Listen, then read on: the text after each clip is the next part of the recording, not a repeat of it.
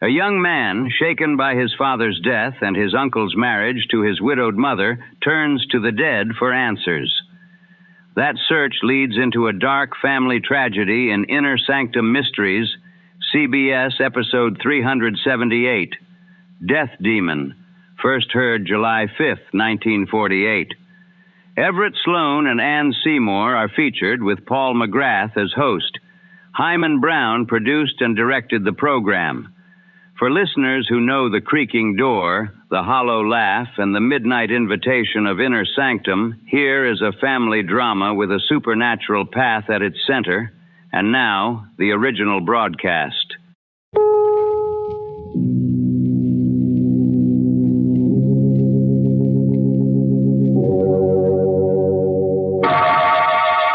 Inner Sanctum Mysteries, brought to you by Bromo Seltzer. Fight headache 3 ways. Bromo Seltzer, Bromo Seltzer, Bromo Seltzer, Bromo Seltzer, Bromo Seltzer.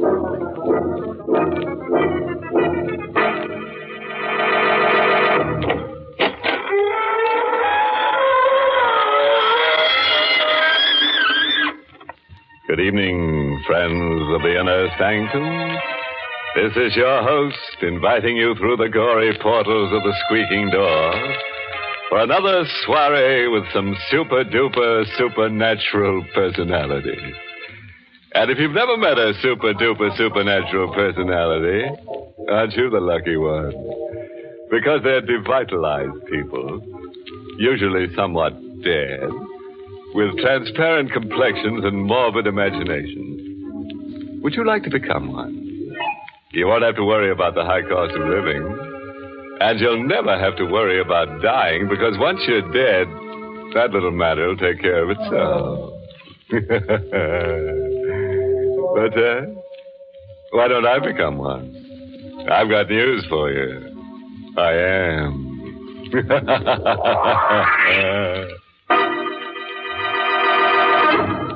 Tonight's Inner Sanctum mystery, Death Demon, was written by Milton Lewis and stars Everett Sloane in the role of Howard with Ann Seymour as Gilda, and is presented by the Emerson Drug Company of Baltimore, Maryland, whose registered pharmacists compound Bromo Seltzer, the headache product that fights headache 3 ways. Bromo Seltzer helps the pain of a headache quickly and pleasantly, and also helps the jittery nerves and stomach upset that may accompany a headache. No wonder in a recent representative nationwide survey, druggists report that of all headache products dispensed at their fountains, the overwhelming favorite is Bromo Seltzer. All right, friend. Let's stop all this ghoulishness and let's get grim. Now remember our rule. Don't jump out of the window unless it's open. Ready now. Then listen as Howard Rhine tells us his strange story.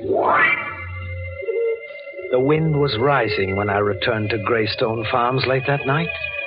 The house with its Victorian gables and towers looked like a clawing hand reaching into the scudding clouds. I went directly to my room, even though the living room was lit up. I had no desire to see my stepmother or the man she had married. The moment I got into my room and turned on the light, I gasped. My things had been disturbed. Many of them were gone. I ran down to the living room. Come in, Howard. We want to talk to you. I looked at this young woman, not more than 10 years older than myself, whom I called Mother. In the flickering firelight, she looked more beautiful than ever. But he was there, too. And I felt his voice cut across the room. You needn't stare at her like that, Howard. She didn't take those things out of your room. Who did, sir? I did. Please stop this absurd trick of calling me sir. Do you like it or not? I'm your stepfather. I'm sorry, sir, but my manner of addressing you is the politest I could think of. Please, Howard. Where are the things you took out of my room, sir? Here. You had no right to take them. I told him to. You? For your own good, Howard. We were worried about you. Were you really? You've been ill. You know what the doctor said. And what we found in your room justified all our fears. How long have you been reading these These horrid books. Ever since my father was murdered. What do you expect to get out of them? Perhaps, sir, I expected to find some way of reaching my father. You know that's nonsense. Is it? Books on witchcraft, necromancy, morbid rubbish. I gave you credit for more intelligence, Howard. This brooding about your father might destroy your mind. And why should you care about that, Mother? Because, well, I'm fond of you, Howard. I'm not your real mother, I know, but I tried to be one to you when your father was alive. I want to help you now. Help? Then why don't you try to find out who murdered my father 2 years ago? The police are doing everything they can. You think I've stopped trying? Yes, Mother. I don't believe you even care who murdered your former husband. All you care about is him. Now, see here, Howard. It's true, I know it. I'm not a fool. The only reason you permit me to stay in this house is because my father's will compels you to take care of me, or you wouldn't have a penny of income. Howard, you're hysterical. Can't you see what these books have done to you? Perhaps you'd like to see what they've done for me, sir. What are you talking about? This morbid nonsense. What if I tell you that some of those things are true? They can't be. Someday I'll be able to talk to my father and find out who murdered him in his sleep. Perhaps I might be able to do it right now. Right now? You're frightened? You wouldn't like to see him again. This man you loved so deeply that you remarried a year after his death. Stop it, Howard. Stop it. And you're frightened too, aren't you, sir? And with good reason. I don't think you'd care to meet this man whose wife you stole. Howard! Would you like to see him? I'm not afraid. Then perhaps I shall make him appear. What are you saying, Howard? Do you know where I was all day, Mother? At my father's grave. And look, this earth. I brought some of it back. This earth that's now mingled with his remains. Listen. That's Dane, my father's dog. Animals know when the dead are near. This time it will work, I'm sure. The signs are right. What are you going to do? Throw this earth into the fire and follow an ancient ritual to set loose the chained spirits of the dead. There! Howard! Did you see how the flames leap up, Mother? The lightning struck that tree and knocked a branch through the window. You're wrong. It's my father. Father! Where are you? Father!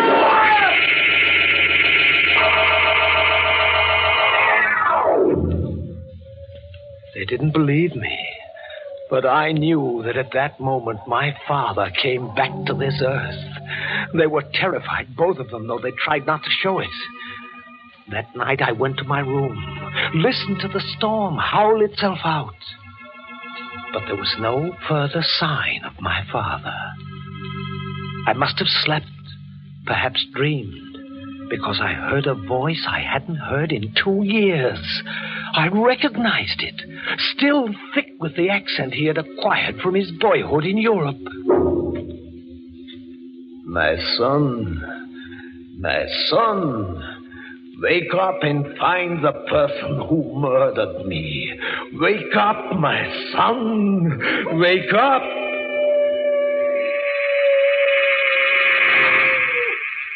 The next thing I knew, I was rubbing my eyes. My room was full of mist, tinted a strange yellow gold by the murky moonlight that filtered through the windows. My father's dog, Dane, was tugging at my leg. He was trying to lead me out of the room. I followed him through the halls of that huge silent house to my father's study. It had been locked up since he died, and no one ever used it since.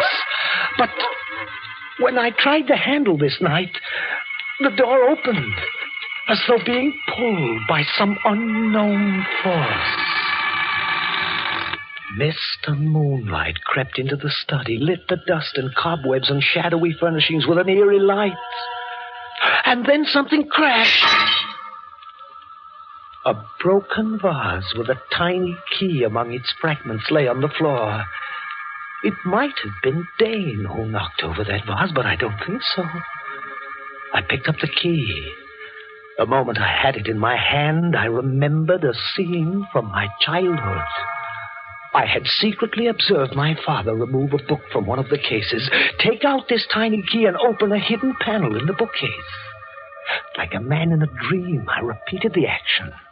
I removed the book, and there was the secret panel. I opened it with the key. There was nothing in it but a few large notebooks. I took them out, opened one, and by the flickering yellow light of my match, my father came back to me. In this journal, I record thoughts that, if they remain unexpressed, might drive me mad. I know now that my wife, Gilda, is seeing another man. I know his name. Dale Barton.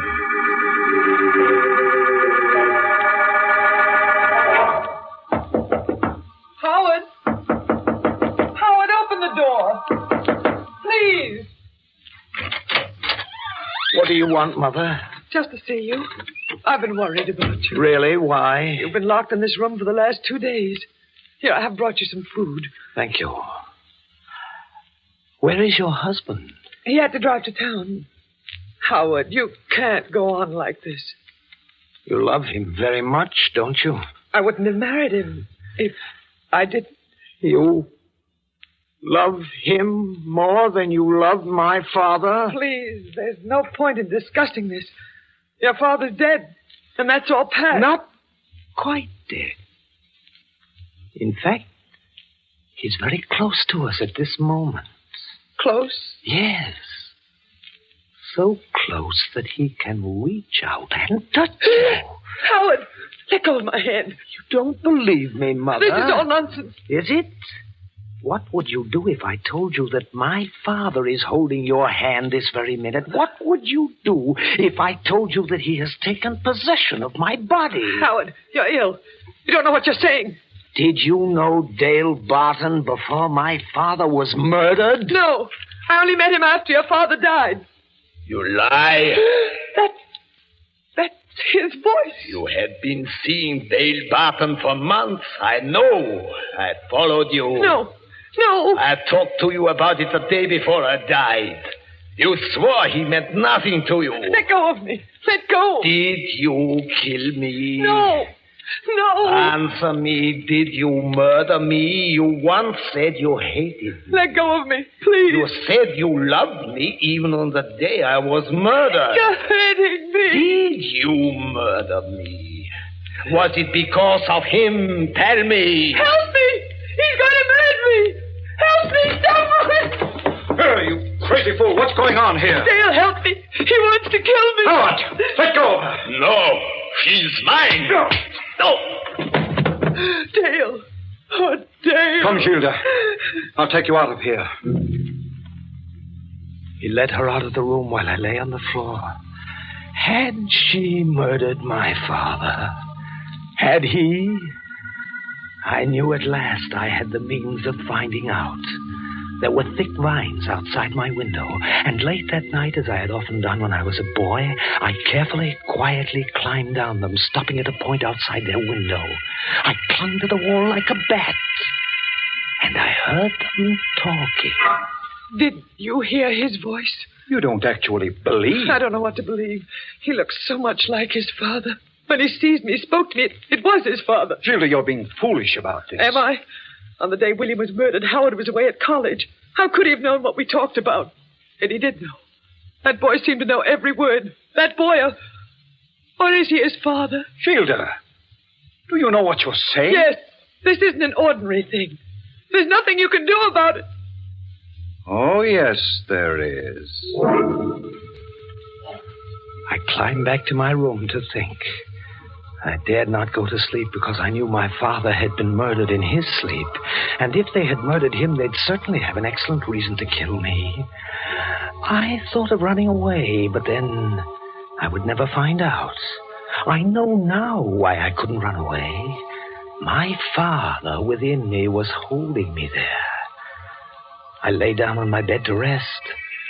And then suddenly, I found myself dreaming that a pair of powerful hands were clutching at my throat. I struggled, gasped for breath, tried to scream. I was being murdered in my sleep just as my father was. I tore at those iron fingers, clawed at those hands that were cutting off my life. And then I opened my eyes and discovered that it was not a nightmare.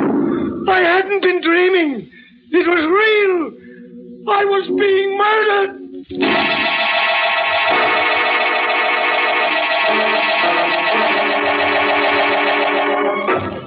You are listening to Inner Sanctum, brought to you by...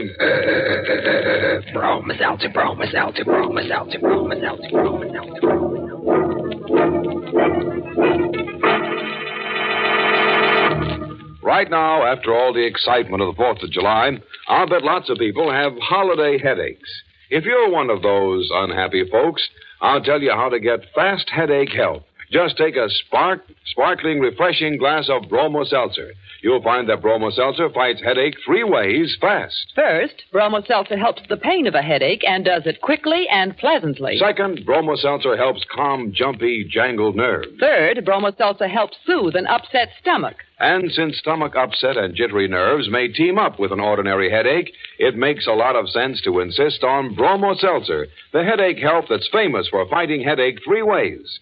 Bromo Seltzer is a favorite help all year round because it's so refreshing and pleasant tasting. Ask at your druggist's fountain or counter for speedy, economical... Bromo Seltzer, Bromo Seltzer, Bromo Seltzer, Bromo Seltzer, Bromo Seltzer, Bromo Seltzer.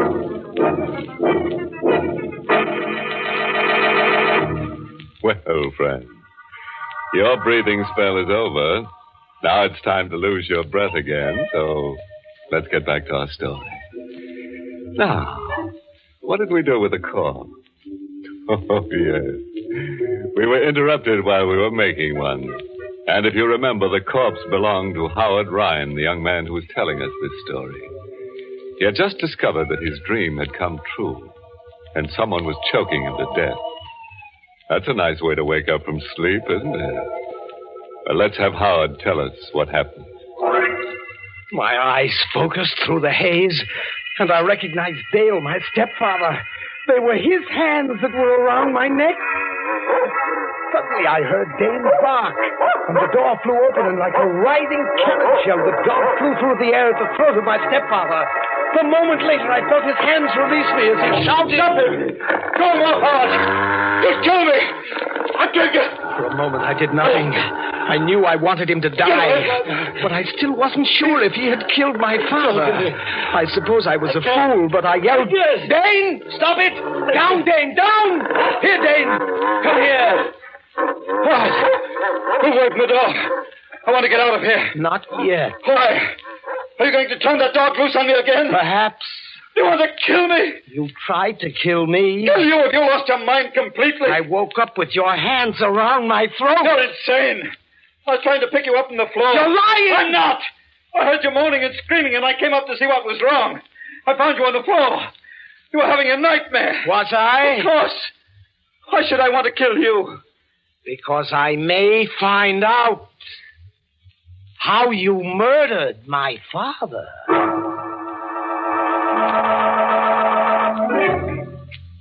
What he said could have been true.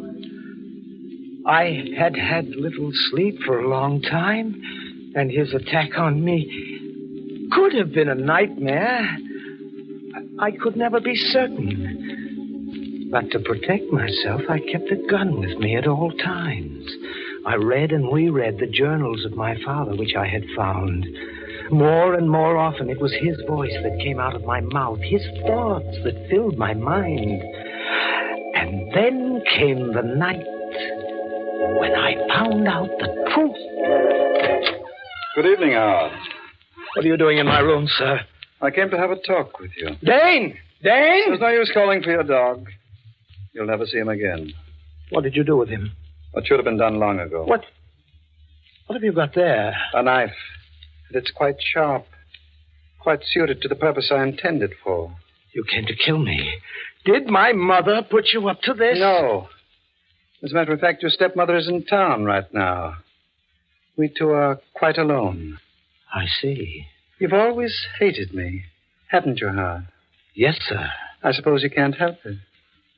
Your stepmother's a very beautiful woman. She has nothing to do with us. Makes very little difference.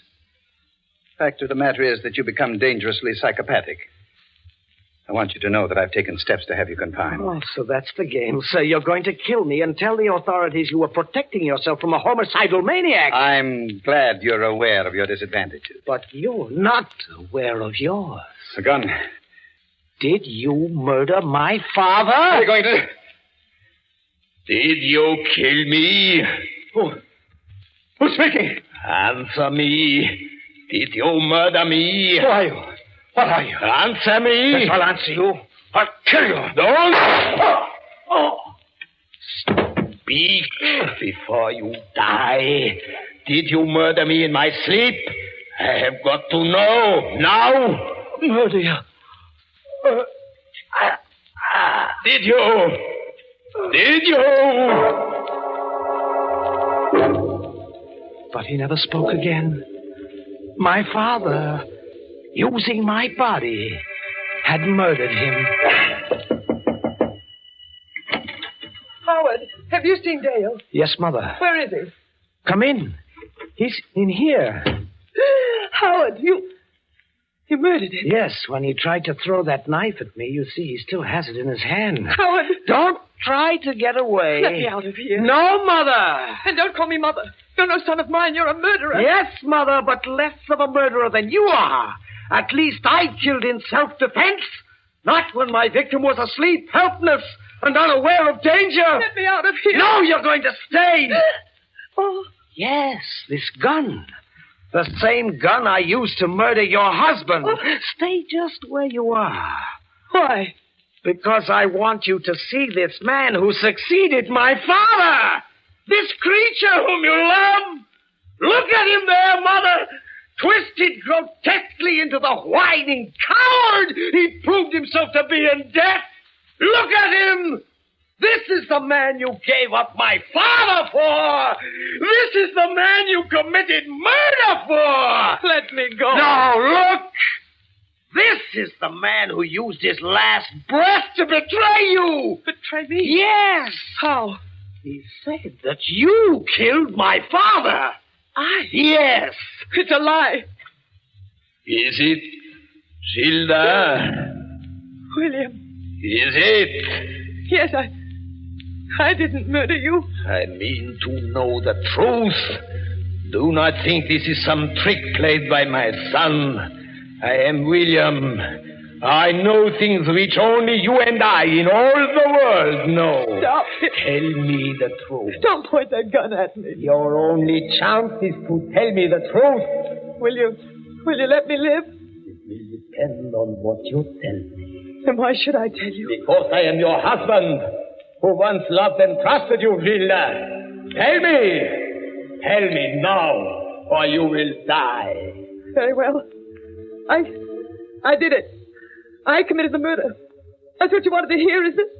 That's what you wanted me to tell you, isn't it? It is what I wanted to know. What are you going to do? What do you think I should do? Let me live. I've loved you. I've always loved you. It wasn't my fault. He put me up to it. Now that he's dead, I realize what I've done. Do you? Yes. Let me live. Let me live. Perhaps I shall, Mother. Howard. Oh, you understand, don't you? It's just as it happened with you and your father. So it happened with Dale and myself. You won't do anything to me, will you? I'm not your real mother, I know, but I have loved you, Howard. You know I've loved you, and I still love you. Tell me one thing.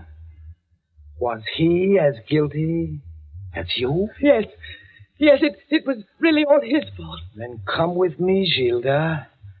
We're going to the police.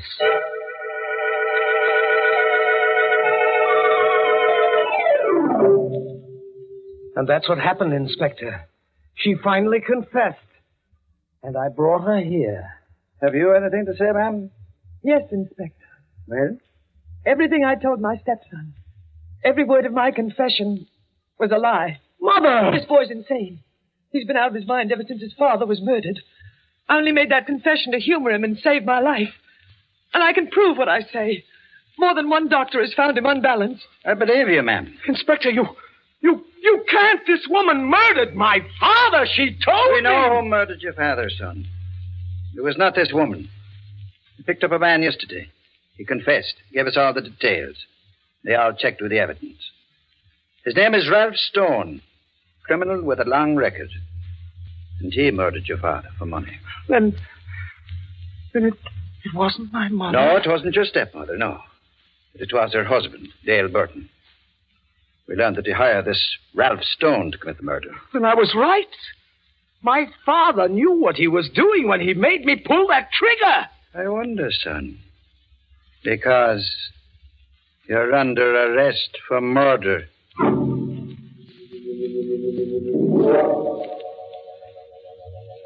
I kept telling them that I didn't murder Dale Barton.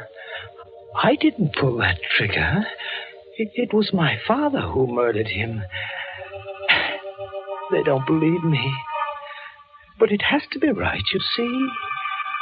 How could father have known Dale was guilty without supernatural knowledge? My father still lives inside of me. And sometimes he talks.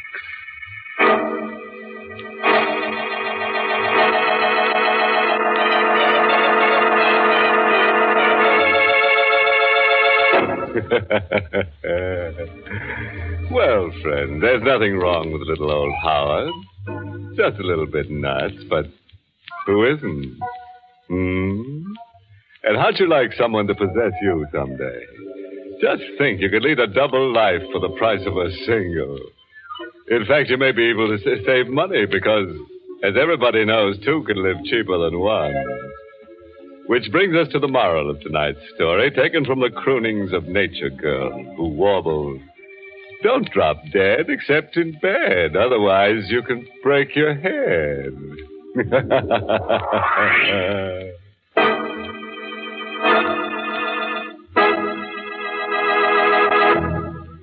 It's common knowledge, I suppose, that jittery nerves can help to cause a miserable headache. And it's almost as well known, I think, that Bromo Seltzer can help a headache in short order, even when that headache is accompanied by jangled nerves or stomach upset. Because Bromo Seltzer not only helps the headache, but helps calm the jumpy nerves and stomach upset at the same time. The makers of Bromo Seltzer have just received a letter from Mrs. Helen A. Haas of Mount Vernon, New York, in which she said, "I've used Bromo Seltzer many times. As director of a children's dramatic school, many times jumpy nerves bring on a headache. But thanks to your fine product, a headache no longer creates a problem." Thank you, Mrs. Helen Haas. You pointed out once again what millions of smart men and women know. Bromo Seltzer fights a headache quickly and helps calm jumpy nerves, too. What's more, it's so pleasant tasting, it's actually refreshing. Caution, use only as directed. If headaches persist or recur, see your doctor. But for ordinary headaches... Fight headache 3 ways. Bromo Seltzer, Bromo Seltzer, Bromo Seltzer, Bromo Seltzer, Bromo Seltzer.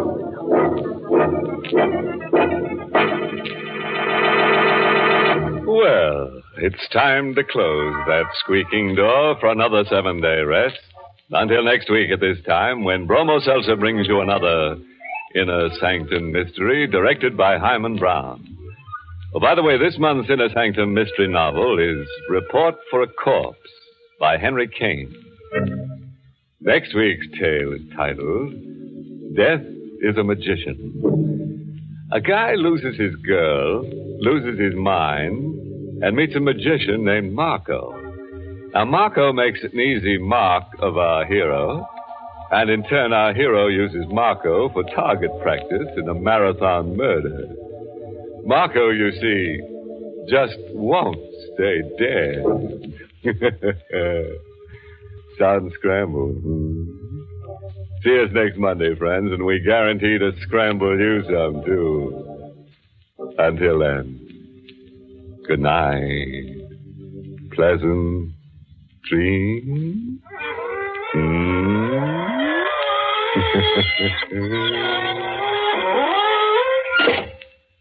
is Dwight Weist inviting you to tune in again next Monday at this same time to Inner Sanctum, which is brought to you for your entertainment every Monday right through the summer by...